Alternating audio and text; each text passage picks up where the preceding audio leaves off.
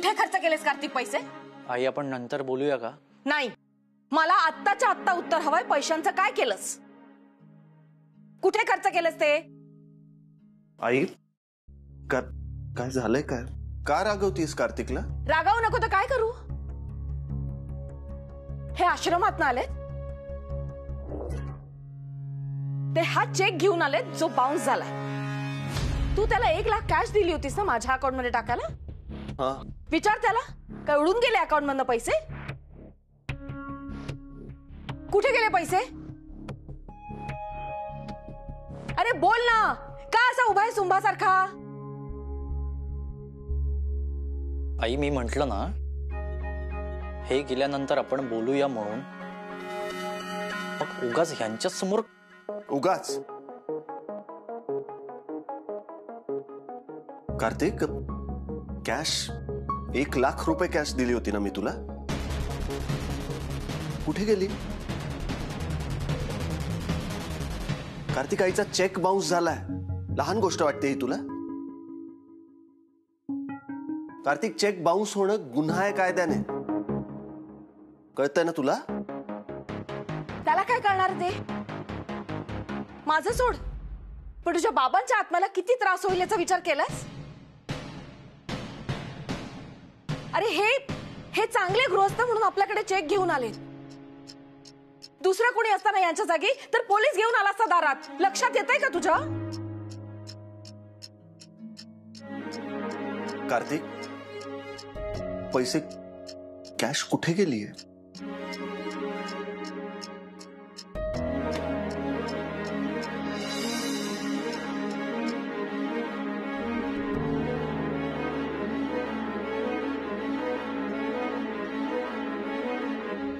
कार्तिक, किती स्वीट आहेस रे तू.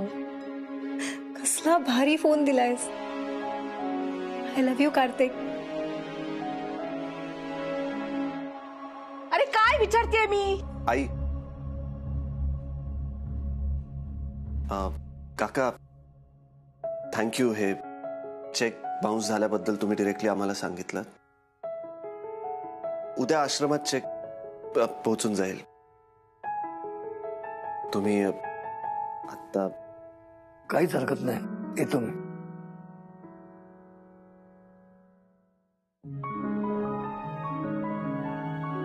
कार्तिक, पैसे कुठे गेले?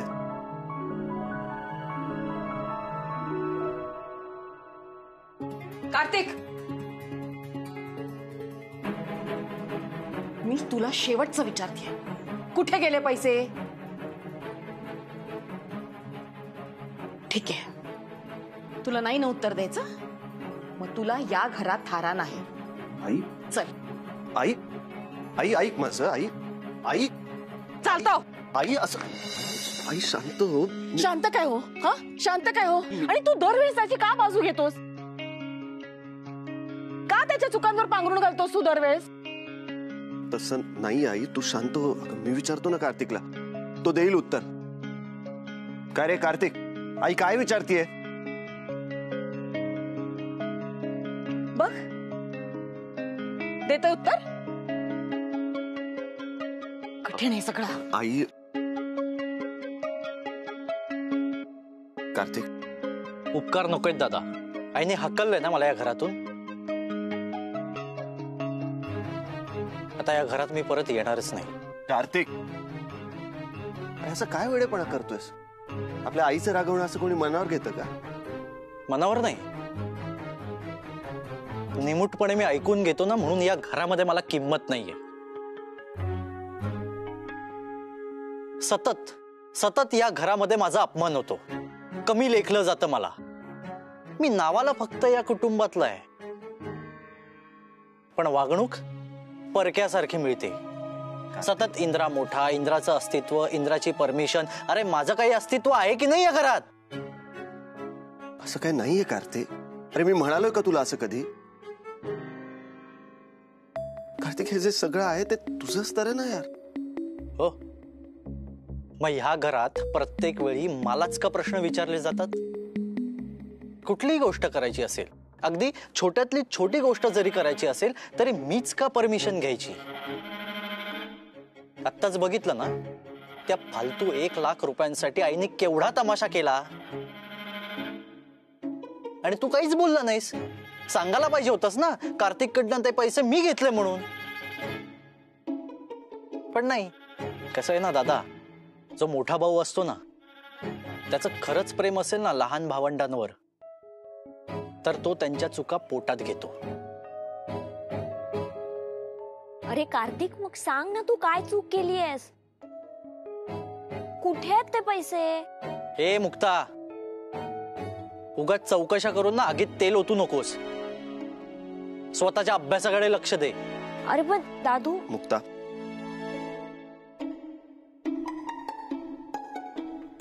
बघितलंच दादा, मुक्ताचा पण विश्वास नाहीये माझ्यावरती. अरे या घरामध्ये मला कोणी समजूनच घेत नाही. हे बघ कार्तिक, तुला किती उदाहरणं देऊ मी. मागे तू वीज बिलाचे पैसे भरले नव्हतेस, वीज मंडळाचे लोक घरापर्यंत आले होते वीज कापायला. बिझनेस कडेही दुर्लक्ष होतंय तुझं. आणि आज तर तू बँकेत पैसे भरले नाहीस. या अशा वागण्यामुळे चटकन कोणाचा विश्वास नाही बसत तुझ्या. पण हे बघ, आपण नवी सुरुवात करू. आणि तुला कधीही पैसे हवे असतील, काही हवं असेल तर तू माझ्याकडून घे ना मागून. मी कधी नाही म्हणालोय का तुला? हा, चल आता घरात चल. कार्तिक, मी सांगतोय म्हणून चल. ये ये.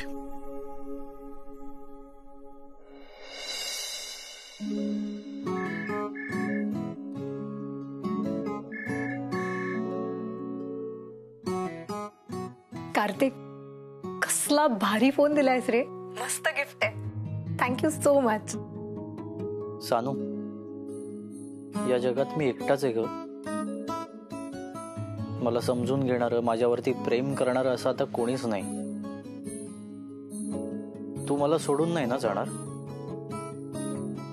नेहमी साथ देशील ना मला? काय झालंय कार्तिक? असं का बोलतोय? काय झालं नाही ते विचार सानू.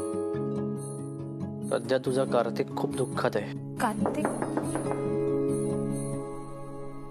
ताई.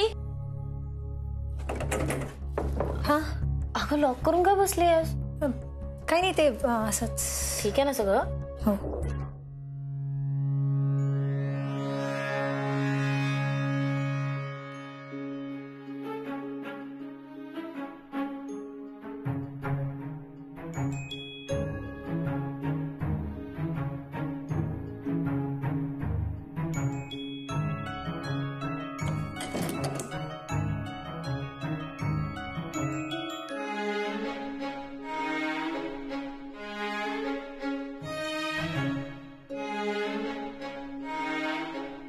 काय झालंय तुला कार्तिक?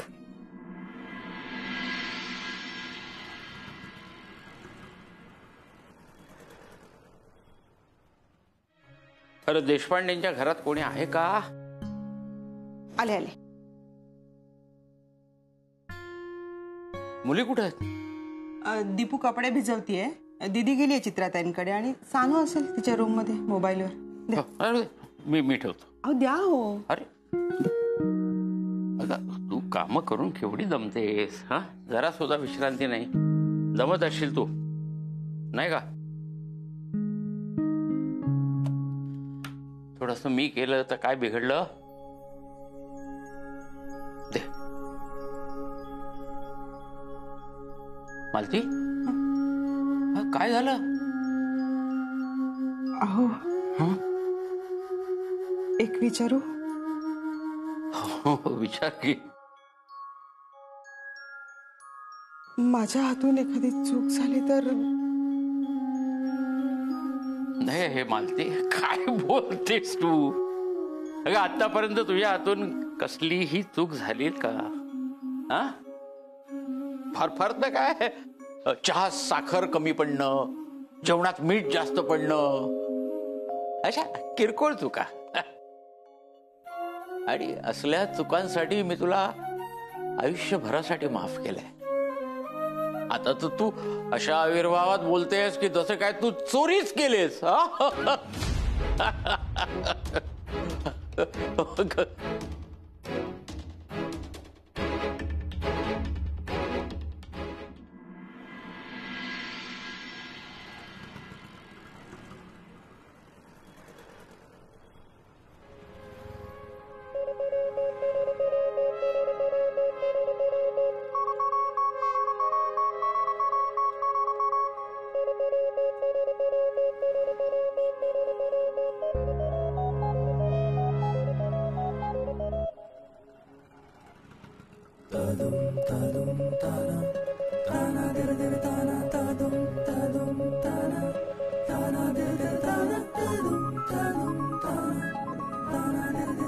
मॅडम तुम्ही नीट पकडून बसा.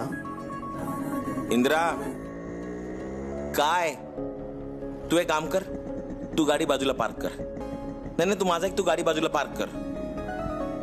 थांबव गाडी, थांबव. इंदिरा, अरे तुझं लक्ष कुठे आहे? तू उतर आधी. तुझं गाडी चालवण्यात लक्ष नाहीये. एक काम कर, तू गाडी पार्क कर, आपण रिक्षाने जाऊया. सत्तू, बँक आली आहे. हा ते ठीक आहे. अरे पण इंदिरा, तुला झालंय काय? तुला नाही समजणार सत्तू.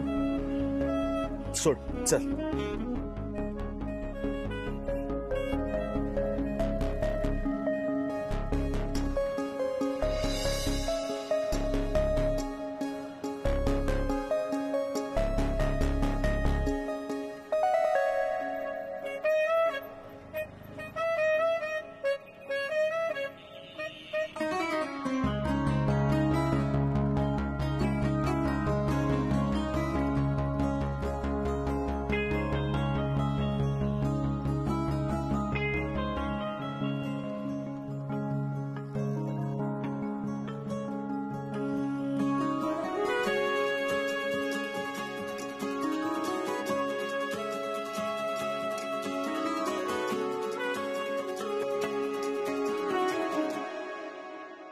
हाय इंदिराजी.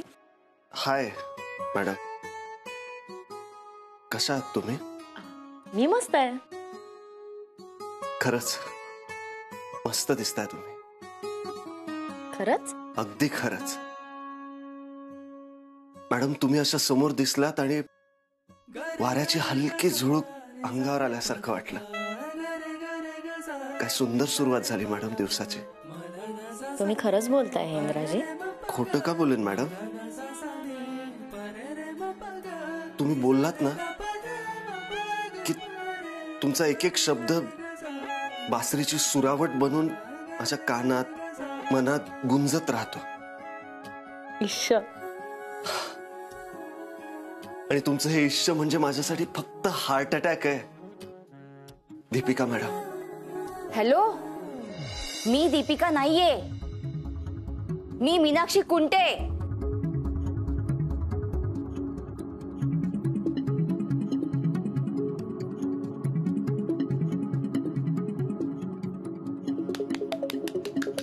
काका जरा एक कडक गरमागरम चहा द्याल मला प्लीज. बर. सत्तू, काय करू मी? जिकडे तिकडे मला बँकवालीच दिसायला लागली. इंदिरा, सांभाळून राहा भावा. नजर हटी, दुर्घटना घटी. डोळे उघडे ठेव, डोळे.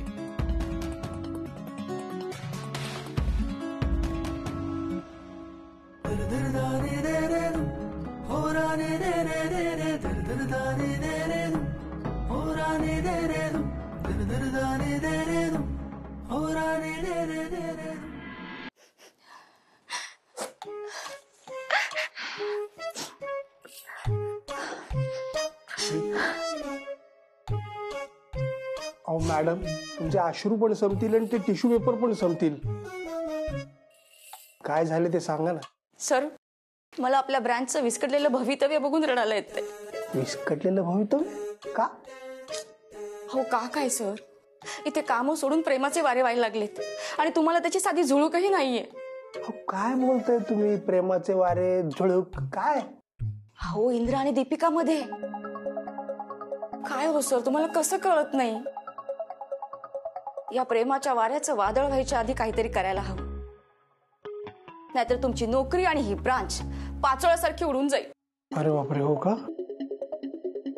आपण ते प्रेमाविमतलं मला काही कळत नाही हो. तुम्ही सांगता का? तुम्हाला जास्त अनुभव आहे.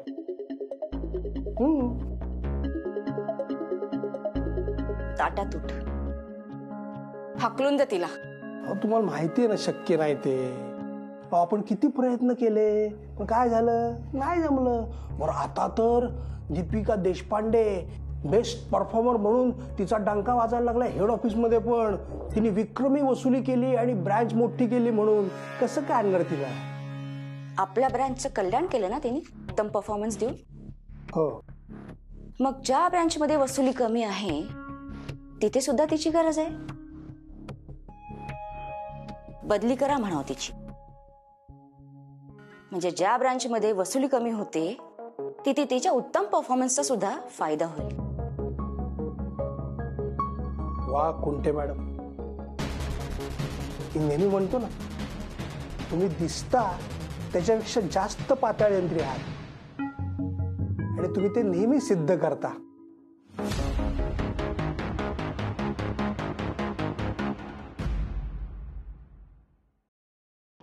सत्तू, मला सगळीकडे दीपिका मॅडमच दिसत आहेत यार. आता जेव्हा खऱ्या दीपिका मॅडम समोर येतील तेव्हा मला कसं कळणार की ह्याच खऱ्या दीपिका मॅडम आहेत ते? तू एक काम कर, जेव्हा मॅडम समोर येतील ना तेव्हा मला सांग की ह्याच खऱ्या दीपिका मॅडम आहेत ते. इंद्रा, आज मला कळतंय प्रेमात आंधळ होणं म्हणजे काय असतं ते. नाही म्हणजे खरं तर ना ही दिव्य दृष्टी असते, एकच व्यक्तीशी सगळीकडे दिसायला लागते. कमाल आहे यार.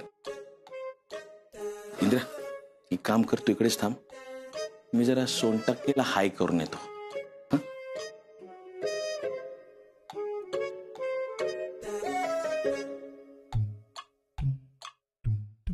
साधा एक चहा आणायला गणपत काका किती वेळ लावतात?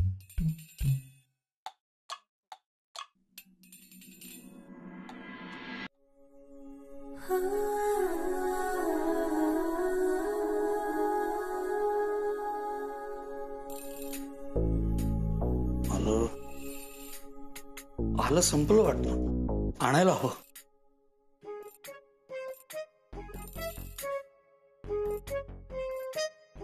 अरे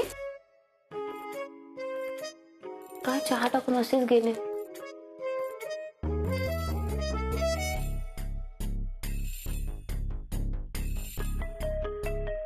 का तरसवताय एका चहासाठी गणपत काका?